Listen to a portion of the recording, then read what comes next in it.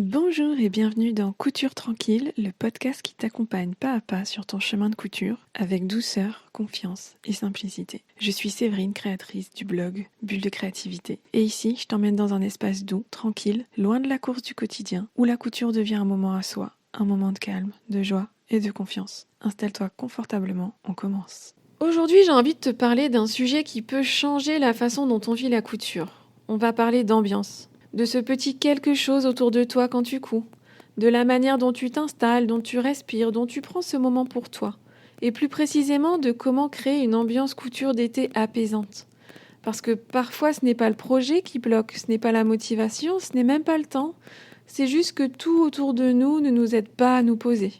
Alors aujourd'hui, on va voir comment transformer ces moments couture en vrais petits instants de calme. La couture comme bulle dans le quotidien. En été, tout change un peu. Le rythme est différent, la maison vit autrement, il y a du mouvement, du bruit, parfois de la chaleur. Et dans ce contexte, s'installer pour coudre peut vite devenir compliqué. On s'assoit, on se relève, on cherche ses affaires, on est interrompu, on n'est pas totalement disponible mentalement.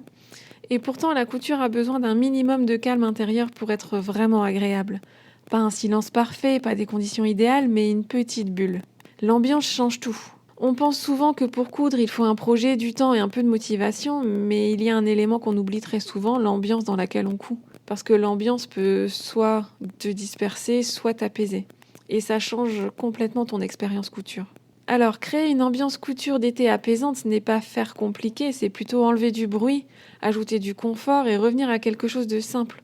Par exemple, tu peux choisir un moment dans la journée plus doux, tôt le matin quand tout est encore calme ou le soir quand la maison ralentit. Tu peux aussi jouer avec la lumière, laisser entrer la lumière naturelle, ouvrir une fenêtre, sentir un peu d'air circuler.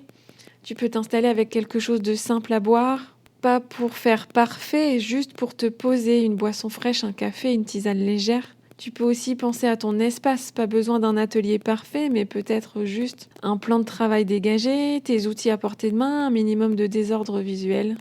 Parce que ton cerveau respire aussi avec tes yeux. La musique, le silence ou le bruit du quotidien. Certaines personnes cousent en musique, d'autres préfèrent le silence et d'autres encore cousent avec la vie autour. Il n'y a pas de bonne façon de faire, mais tu peux tester ce qui t'apaise le plus en été.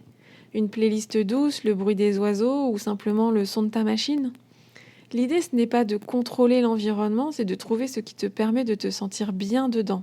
Parfois, ce qui aide le plus, c'est un petit rituel, quelque chose de répétitif, simple, rassurant.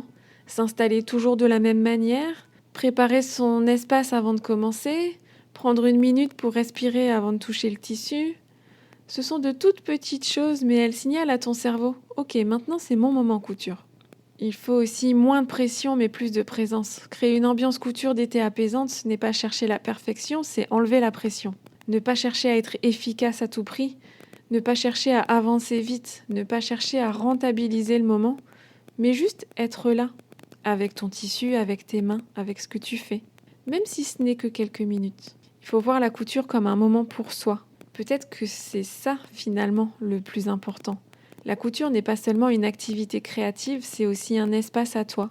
Un moment où tu peux ralentir, respirer un peu différemment et te reconnecter à quelque chose de simple. Si tu veux, tu peux tester aujourd'hui ou cette semaine une petite chose.